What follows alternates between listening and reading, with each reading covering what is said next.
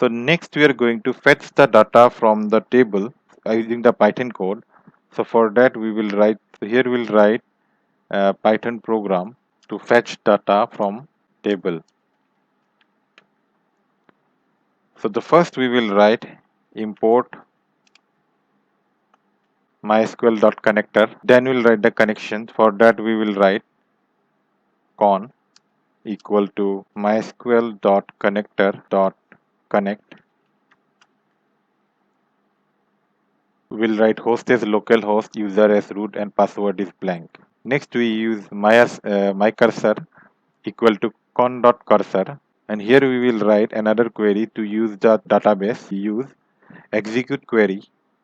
So we'll use execute function and we'll write the query use stddb. So stddb is our database. Next we'll write another query in order to select all the rows from the table. So for that we will write SQL equal to select star from table. So the name of the table is student. So with the help of this query, we select all the rows from the table student. Now we are going to execute it. So for that we'll write myCursor dot execute, and here we will write the SQL. So we have executed this query. So after execution of the query, we are going to fetch all the records from the table and we are going to display each and every record of the student. So for that we will write myCursor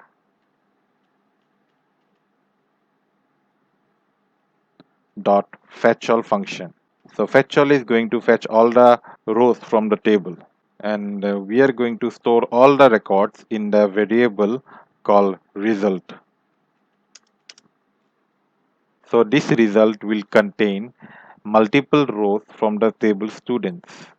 Now in order to read each and every rows from the variable result, we are using for loop. So we'll write for let's say row in result. So we can directly print the rows here like this, and we can see the result. So if we run this program, we can see we get all the three rows from the table student. Now in order to write properly, so we can also modify this and we can write name is equal to, so name will be the first index, so we'll write row index 0. Then age will be the second index, so we'll write row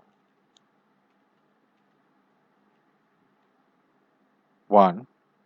And finally we write gender. So gender variable is stored in row index 2.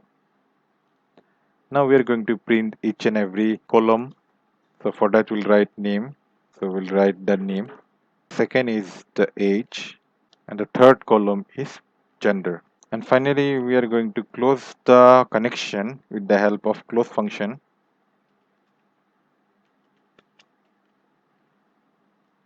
So let's run this program.